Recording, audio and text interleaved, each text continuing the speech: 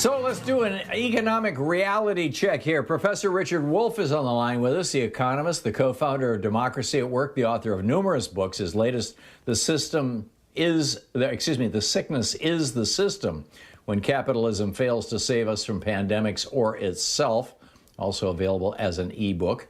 democracyatwork.info and rdwolf with 2fs.com are his websites. You can tweet him at profwolf with 2fs. And Professor Wolff, welcome back to the program. So glad to have you with us.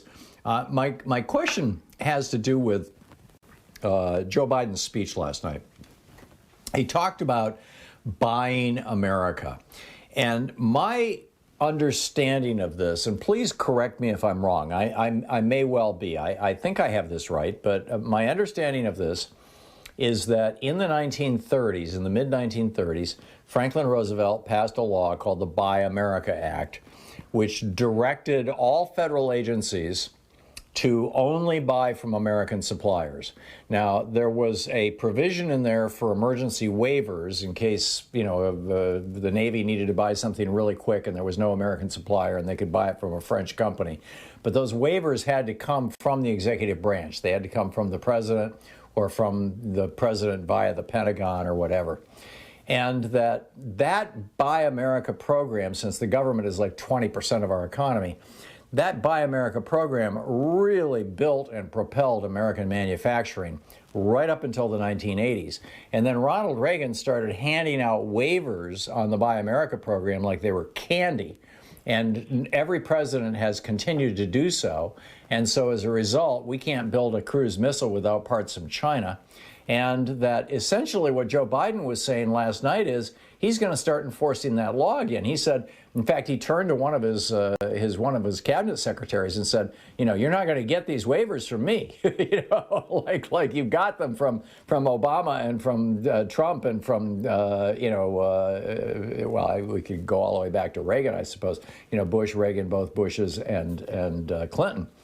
Do I have that right, number one? And number two, if he actually does this and imposes a Buy America requirement on federal agencies, what will the impact of that be? Okay, I think you get, an A-, and mostly what you say is right, but okay. I need to correct it with a couple of qualifiers.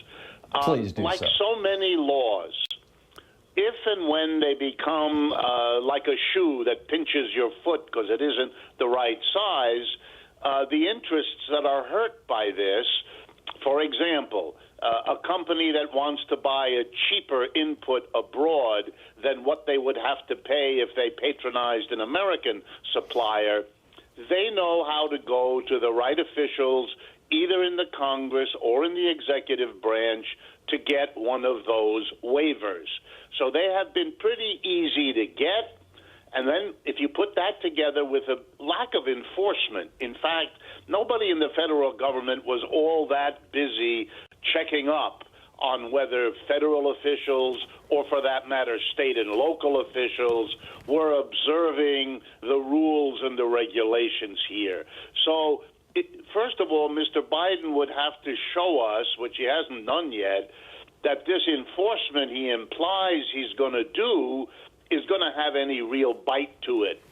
Other presidents have said more or less what he said, and the bites never materialized. That's number one. Number two, okay. The United States is a signatory to the World Trade Organization.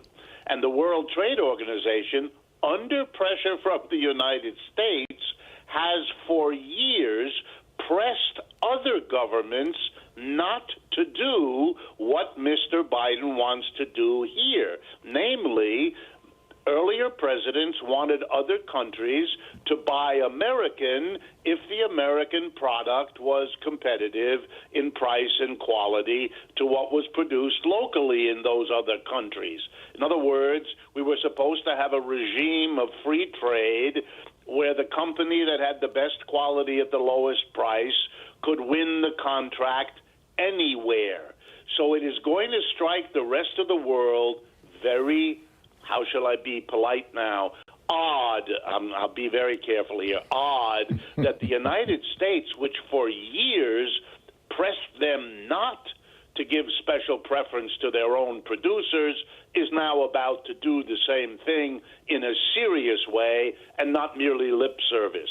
And I think, to answer the last part of your question, the impact, if in fact Mr. Biden carries through the way other presidents simply haven't done, then you're going to see retaliation. You're going to see governments around the world that might have been equally loose as the United States, as sort of the unwritten accommodation to what the United States was pushing the World Trade Organization to do. They're now going to re-examine their policies and close the United States out from being a competitor in their government purchases in each of those countries, and that's going to cost the United States. And you're going to see American companies screaming to Washington about contracts they lost in Europe or Asia or Latin America, using that to claim waivers, and then we're back to square one. Interesting. Is there a reasonable way to actually do what the goal of the program was? Number one, that it doesn't have, or it has very little impact, direct impact, on the private sector. You know, if an individual company wants to buy products from overseas. Well, one of the things I remember, in fact, this was back in the early '80s, as I recall.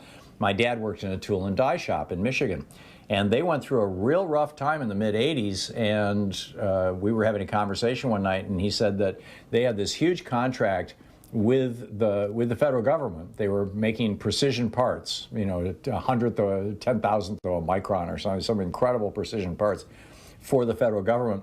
And an Italian company underbid them, and the administration, and I think it was Reagan administration, provided a waiver so that the government agency could buy from the Italian company. And this really hit this little 13-man tool and die shop badly. Is there a way to actually make this kind of a thing work? I mean, maybe with an international consensus, or is it that you'd have to have an international consensus. For a while, the power, and this is the really important historical lesson here, Tom.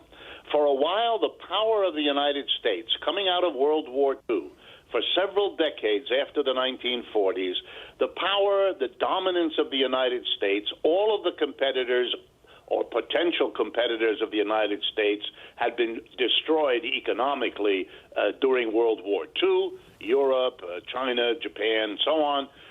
The United States was king of the hill, could pretty much dictate, and decided to be a champion of free trade because they knew that they were in a better position to take advantage of a regime of free trade than anybody else, so that if the world had a consensus, as you put it, this would be basically to the advantage of the United States, which was in a better position to compete or outcompete everybody else.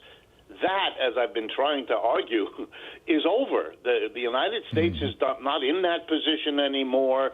It is a declining global power, not an ascending one. That role has passed to China, basically. That has to be dealt with. The rhetoric against the Chinese is not going to deal with it. But I think you're going to have to face that major accommodations are going to have to be made, and internationalism isn't working, but going it alone, every country, that's a very dangerous alternative as well.